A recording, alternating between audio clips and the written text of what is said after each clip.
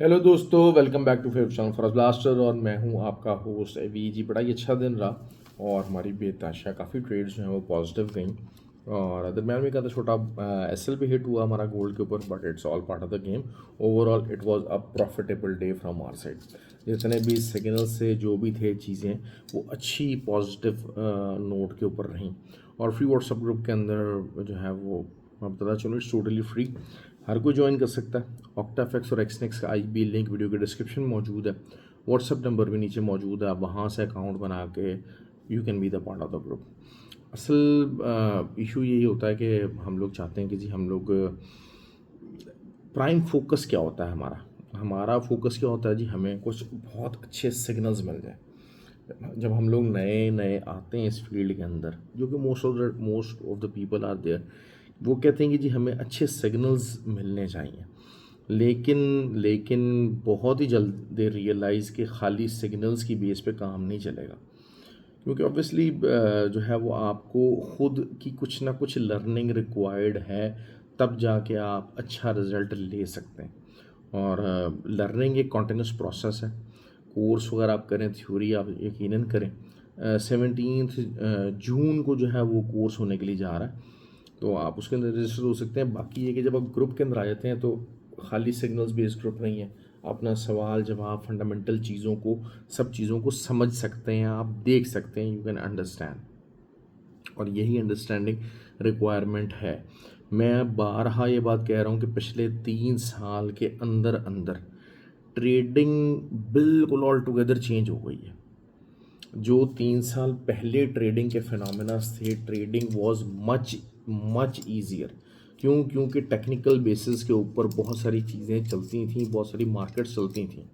अब ये तमाम चीज़ें, मार्केटें मोस्टली प्रीडोमिनेटली फंडामेंटल्स के ऊपर डिपेंडेंट हो जाती हैं। और फंडामेंटल्स बहुत ज़्यादा हाई रोल प्ले करना शुरू हो गए, तो जिसकी वजह से मार्केट के अंदर वॉलेटिलिटी डिफरेंट किस्म की होगी, तो मुश्किल हो गया। अब जब मुश्किल हो गया तो फिर उसको आपको आसान कैसे बनाना है? मज़ीद लर्निंग करके, अपने आप को मार्केट के साथ रख के, अपने आप को मज़ीद जो है वो एडवांस करके, अपने आप को ज़्यादा बेहतर करके आप चीज़ों को सीख सकते हैं। और फॉरेस्ट ब्लास्टर कम्युनिटी उसके अंदर आपको बहुत ज़्यादा भरपूर साथ देगी। बेताशा लोग हैं जो आएंगे वो कहेंगे जी मैं कर सकता हूँ, I can do that, I can do this, I can do that. लेकिन यकीन कर लें, आप एक टाइम के बाद जो है ना वो आप समझ जाएंगे कि ऐसे नहीं होगा। दूसरा, मैं हमेशा आपको ये बात करता होता हूँ कि ये बड़े पैसे का खेल है। ये जो $500 से $5000, $1000 से $10,000 बनाना, ये चीज़ें पॉसिबल नहीं है। ये चीज़ें पॉसिबल नहीं है। चीने मीने जो ग्रुप हैं जिनमें 100 पिप्स का एसएल और 30 पिप्स का TP1 और 30 पिप्स का ही TP2, ये चीज़ें नहीं होनी चाहिए, ये नहीं होनी चाहिए। बहरहाल जो है वो आज हमारी सबसे जो अच्छी ट्रेड रही, मैंने आपको कल एक बात कही थी कि सिल्वर का जो इंडिकेटर है, जो जितने भी ट्रेलिंग इंडिकेटर्स हैं वो चीख चीख के कह रहे हैं सेल। ये मेरे अल्फाज थे कल कल के। आई डोंट नो कि लोगों ने सुना या नहीं सुना। और वही हुआ। 8 और 8.5 का मैंने आपको रेजिस्टेंस बताई थी, 8.5 8.9 की, और उसके ऊपर का एसएल डाल के हम लोगों ने सेल लिया, क्योंकि इंडिकेटर्स वर वेरी डोमिनेंट। और अच्छी सेलिंग आई बाद में, खैर जब और फिर ग्रुप के अंदर जो है वो 33.90 के एसएल से बाइंग करवाई गई। It was a very good S L. और अगर आप देखें तो अभी भी मार्केट जो है 33.50 तक खड़ी हुई, 34.50 तक खड़ी हुई। तो तकरीबन तकरीबन 250 से ज़्यादा पिप्स जो है वो हमारे निकले हैं इस ट्रेड के अंदर। So it was an excellent trade. Gold के ऊपर एक दरमियान में एस एल हिट हुआ, बाद में खैर दोबारा से जो है गोल्ड को बाय करवाया गया। और कुछ लोगों ने बहरहाल जो है वो ऊपर से सेलिंग भी करवाई थी। सेलिंग ख़तरनाक थी, लेकिन फ्री व्हाट्सएप ग्रुप के अंदर बताया ना कि बहुत सारे लोग हैं जो कि ट्रेंड हैं हमारी फॉरेस्ट ब्लास्टर अकेडमी से। तो it was a good mix actually. फिर बीटीसी की ट्रेड हमारी सबसे अच्छी रही, सबसे आसान ट्रेड थी। और बीटीसी का जस्ट 60 पिप्स कैसल के साथ ट्रेड लगवाई गई और बहुत अच्छा रिजल्ट रहा, बहुत ही अच्छा रिजल्ट रहा। तो यही अच्छे छोटे छोटे रिजल्ट्स मिल के आपको एक कॉन्टिन्यूस विनिंग स्ट्रेटजी और विनिंग एज देते हैं, अगर आप उस एज को हासिल करना चाहते हैं। मैं कोई ज़्यादा बात, ये चीज़ें जो है वो ये नहीं करता कि जी आप ठीक है, बहुत सारे लोग होंगे, बहुत ज़्यादा कारीगर होंगे, लेकिन ये मैं बताता चलूँ कि ओवरऑल जर्नलाइज पाथ जो मैंने आपको बताया है ट्रेडिंग का, वो वही है जो मैंने आपको बताया है। उसके अलावा कोई और पाथ नहीं है कि आप अपने आप को बेहतर कर सकें। यू हैव टू लर्न, चाहे वो कहीं और से भी करें। आप जहाँ भी जाएंगे आपको लर्निंग के ऊपर फोकस करना पड़ेगा। किसी भी चैनल के पास चले जाएं, किसी भी मेंटोर के पास चले जाएं, आपको लर्निंग पे फोकस करना पड़ेगा। आहिस्ता आहिस्ता मज़ीद अपना टाइम देके लर्न करना पड़ेगा। हाँ, कोर्स कर लेंगे तो वो जो टाइम 3 साढ़े 3 4 साल में मुहीत हो सकता है, वो कोर्स के बाद साल सवा साल पे आ जाएगा, क्योंकि कोर्स के साथ आपकी थ्योरी कंप्लीट हो जाती है। और once the theory is complete तो फिर आपके लिए आगे बढ़ना बहुत ईजी हो जाता है।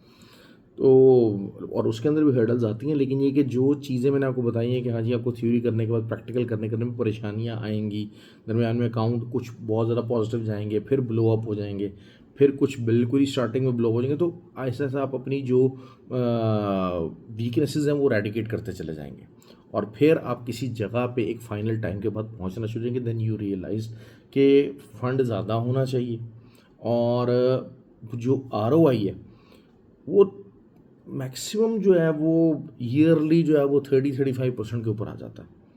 हाँ, छोटे अकाउंट के ऊपर आप ROI ज़्यादा ट्राई कर सकते हैं, इसमें ऐसी बात नहीं है मतलब। लेकिन वही बात है, अगर आपके पास $1 लाख का अकाउंट है और $1 लाख का 30% भी जो है वो एनुअली $30,000 होता है, that's something very good actually. लेकिन अगर आपका $10 का अकाउंट है तो एनुअली आप सिर्फ $3,000 तो उस पर नहीं कमाएंगे। आप ज़्यादा भी कमा सकते हैं, बड़े आराम से कर सकते हैं, यू कैन डू दैट। लेकिन फिर वही चीज़ होती है, रिस्क आपके साथ ज़्यादा होता है। अच्छा, बहुत सारे लोग जो सिल्वर का कहते हैं कि यार सर सिल्वर का स्प्रेड ज़्यादा होता है। क्यों? क्योंकि बेसिकली जो सिल्वर का जो होता है ना, जिसे वो कहते हैं कॉन्ट्रैक्ट फॉर डिफरेंस, और जो है वो COU और COD जो होते हैं उसके, वो थोड़े से महंगे होते हैं, तो जिसकी वजह से उसका स्प्रेड ज़्यादा होता है। लेकिन ओवरऑल आप स्प्रेड को ना देखा करें, आपने देखना है कि आपका 100 पिप्स का SL है यार, लॉट साइज तो आपके कंट्रोल में। आपकी नेगेटिव ट्रेड थोड़ी सी ऑन द हायर साइड ज़रूर स्टार्ट होगी, लेकिन SL तो आपका बराबर ही है ना यार। SL तो आपको उतना ही लगाना है जितना आप समझ सकते हो, आपका अकाउंट बर्दाश्त कर सकता है। लॉट साइज आपका बिल्कुल बहुत अच्छे तरीके से उतना ही बर्दाश्त कर सकता है। ये चीज़ें सीखने की होंगी, क्योंकि सिल्वर भी आपको अपॉर्चुनिटी बहुत अच्छी देता है। तो असल जो चीज़ है अब वो ये है कि गोल्ड जो है क्या कर सकता है। गोल्ड का अगर हम ये देखते हैं कि जो इंट्राडे का जो एक बुल फ्लैग था वो ब्रेकआउट हुआ, और ब्रेकआउट के बाद जो 33 का लेवल था उस पर रीटेस्ट हुआ, और वहाँ से दोबारा मार्केट बाय के अंदर चली गई। ये चीज़ हमने ग्रुप के अंदर शेयर की, क्योंकि ग्रुप के अंदर खाली जो है वो सिग्नल नहीं आता, वो रीज़न फॉर द सिग्नल्स भी शेयर की जाती है कि जी अच्छा जी ये रीज़न है जिसकी वजह से हम लोग ये ट्रेड लेना चाह रहे हैं। तो वो चीज़ रही। दूसरा है कि जो सिल्वर का मैंने आपको बता दिया था कि बाइंग साइड के ऊपर रहा, और असल जो चीज़ है fundamentally the world is waiting for a response of Russia, and it will be very bad, I am telling you that, it will be very bad. और जहाँ तक ऑयल की बात है, 61.5 के नीचे का SL दे के आप बाय कीजिए, और 65, 67, 68 तक मार्केट बड़े आराम से जा सकती है, वहाँ तक बहुत आराम से जा सकती है, क्योंकि फंडामेंटल पुश आया हुआ है। और उसके फ़ौरन बाद आपको सेलिंग का मौका मिलेगा, ऊपर जाएगी, लेकिन साथ ही फ़ौरन सेलिंग का मौका मिल जाएगा, क्योंकि इकोनॉमिक सिचुएशन को डिफरेंट बहुत ज़्यादा नहीं है। अब गोल्ड जो है वो जब तक 33 से ऊपर ऊपर रह रहा है, आप इसको बाय कीजिए। आपका पहला TP 70 का बड़ा इजीली हो जाएगा, और उसके बाद दोबारा से 3400 और फिर 3415 ये होने के लिए जा रहा है। सिल्वर की बात कर लेते हैं। सिल्वर अगेन जो है वो आपका बेसिकली जब तक 34.50 को मजबूती से पकड़े रखेगा सिल्वर, तब तक मार्केट ऊपर ही ऊपर है, ऊपर ही ऊपर है, क्योंकि बुलिश क्लोजिंग हुई है। आज भी क्लोजिंग बुलिश ही थी उसकी, रिट्रेस ज़रूर किया।